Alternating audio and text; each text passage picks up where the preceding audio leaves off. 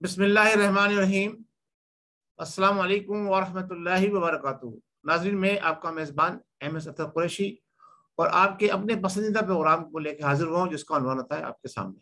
नाज़रीन, बड़ी बड़ी खबरों के पीछे बड़े बड़े सच छुपे हुए हैं और उन खबरों की तलाश के अंदर हम जो है वो सोशल मीडिया भी तलाश करते हैं और सच निकालने की कोशिश करते हैं। तो कुछ चंद हकाइक सच्चाई की पर मबनी जो आज मैं आपके सामने पेश करने जा रहा हूँ। कबल इसके कि हम अपना प्रोग्राम शुरू करें, आपसे गुजारिश ये है कि सब्सक्राइब भी करें मेरे चैनल को और अपने दोस्तों में शेयर भी करें, बेल आइकन का बटन दबाएं ताकि बर वक्त मेरी वीडियो आपको मिलती रहे। नाज़रीन, रमज़ान मुबारक का ये बरकतों वाला महीना है। सबसे पहले मैं अपनी कौम के लिए दुआ गो कि अल्लाह तबारक व तआला मेरे वतन पाकिस्तान की हिफाजत फरमाए, मेरी कौम की हिफाजत फरमाए और पाकिस्तान को इस्लाम का बेहतरीन किला बनाए। अब चलते हैं प्रोग्राम की तरफ। नाज़रीन, सियासी, हुकूमती और अदालती निज़ाम मफलूज हो चुका है, ये मेरा कहना है। और दुनिया क्या कह रही है? दुनिया ये कह रही है कि चंद ताकतवर कुव्वतों ने कानून को अपने घर की लोंडी बनाया हुआ है। ये पाकिस्तान का अलमिया है। और इस सबसे बढ़कर जो बात है, बड़ी अहम बात है कि दुनियाए इंसानियत के अंदर और इस कर्रे अर्ज के ऊपर जो एक मुमलिकत खुदादाद पाकिस्तान है, जो एटमी पावर है, यानी उम्मत मुस्लिमा की वाहिद एटमी पावर पाकिस्तान, बैसाखियों के सहारे खड़ा हुआ है।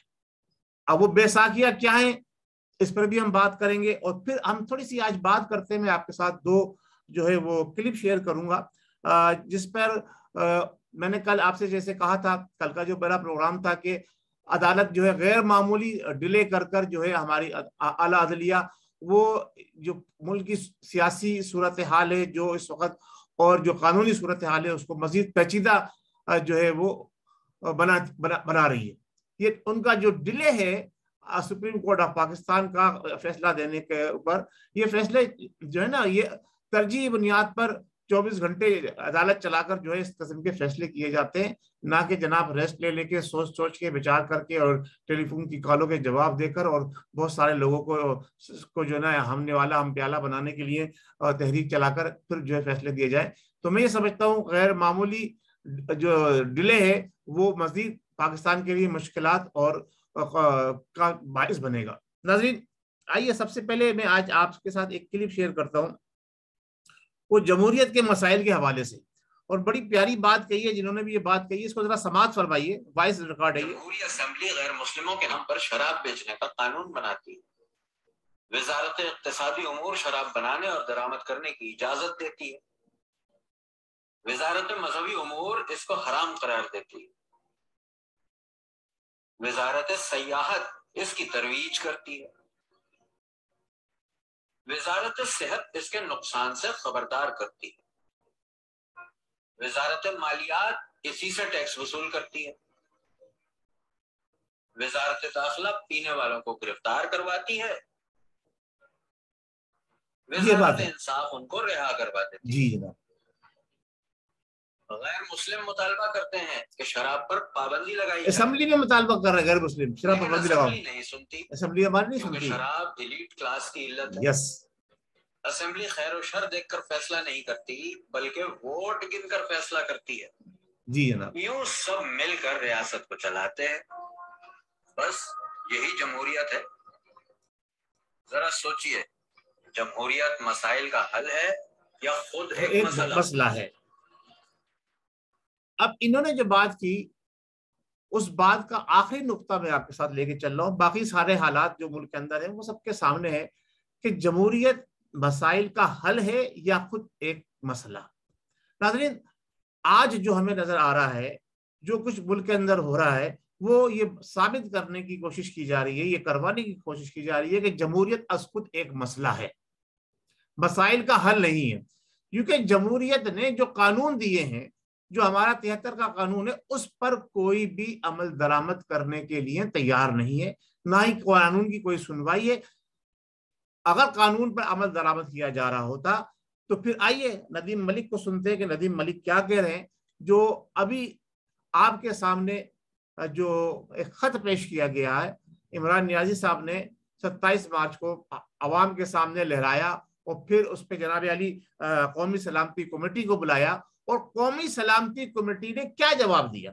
دیکھیے سب بان پتی کا کنبہ ٹی وی میں بیٹھ کے اپنی اپنی ریٹنگ بنانے کے لیے بڑے بڑے معاملات بڑی بڑی باتیں کر رہا ہے، لیکن کوئی اصل حقائق کی طرف نہیں آ رہا. تو ندیم ملک صاحب نے جس طرح سے ایک جیسے کہتے ہیں نا پورے معاملے کو ایک کوزے میں سمندر کو کوزے میں سمو دیا ہے، ان کے الفاظ سنیے تاکہ میں ان سے بہتر الفاظ میں آپ کو ڈیفائن نہیں کر سکتا، اس لیے میں ان کا یہ ویڈیو آڈیو کلپ سنوا رہا ہوں آپ کو. ہے تو ویڈیو کلپ لیکن میں آڈیو کلپ کی صورت میں آپ کے سامنے پیش کروں. آپ کو اندازہ ہوگا کہ حکومت اور ہمارے انتظامیہ، ہماری عدلیہ اور ہمارے حقوق کے چیمپئن جو مدینے کی ریاست کا تصور دینے والے تھے، وہ سب لوگ مل کر کیا کر رہے ہیں، اپوزیشن کیا کر رہی ہے اور حکومت نے کیا کردار ادا کیا. اب عدلیہ اس معاملے کو کس طرف لے کے جا رہی ہے اور ہماری انتظامیہ کیوں خاموش تماشائی بنی ہوئی بیٹھی ہے.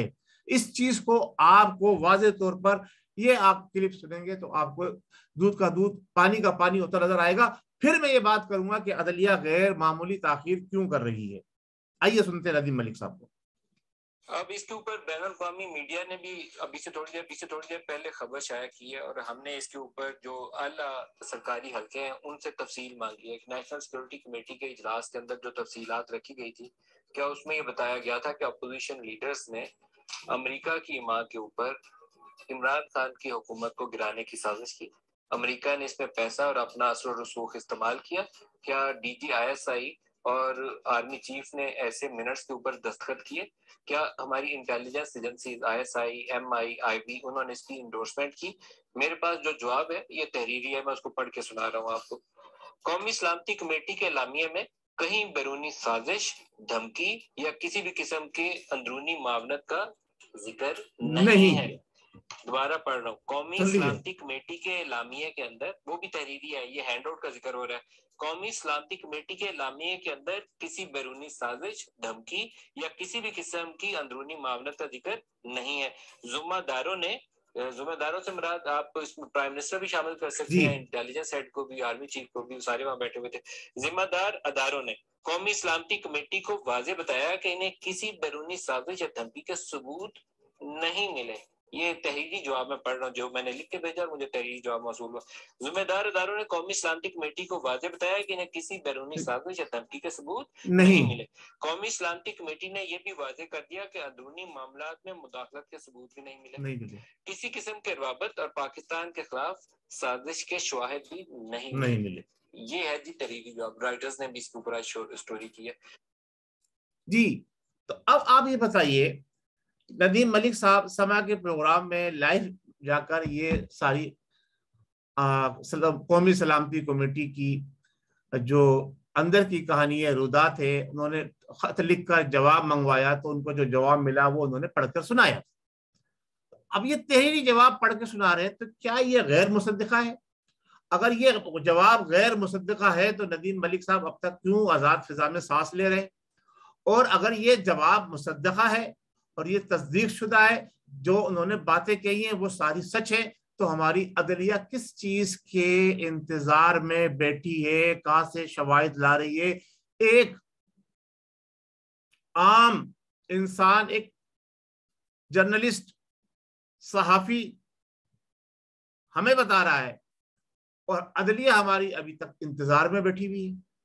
یعنی اس کے سورسز سے زیادہ ہے ہماری اعلیٰ عدلیہ کے ذمہ داران سے کہ اس نے کہانی کھول کے سامنے رکھ دی. ہماری عدلیہ ابھی شواہد اکٹھے کر رہی ہے فیصلہ کرنے کے لیے. تو یہ پاکستان کو انارکی کی طرف لے کے جایا جا رہا ہے. اس میں کون کون عوامل کار فرما ہے؟ اس میں وہی عوامل کار فرما ہے کہ میں نے کہا نا، قانون کو گھر کی لونڈی بنایا ہوا ہے. جمہوریت کو دفن کرنے کے لیے جنہوں نے ایک پلاننگ کے تحت سب کچھ لانچ کیا ہے، صدارتی آرڈیننس کے تحت پورے سسٹم کو یرغمال بنا کے رکھا ہے، یہ سب انہی لوگوں کی وجہ سے سارے معاملات چل رہے ہیں. ناظرین، میں آپ کا زیادہ ٹائم نہیں لوں گا، میں بس یہیں پر آپ کو جو ہے اسی بات پر میں گفتگو کرتے ہوئے آپ سے اجازت چاہوں گا کہ ناظرین، ہم جو کچھ بھی کرتے آ رہے ہیں یا ماضی میں ہم نے جو کچھ بھی پاکستان میں ہوتے دیکھا، وہ یہ دیکھا کہ نظریہ ضرورت کے تحت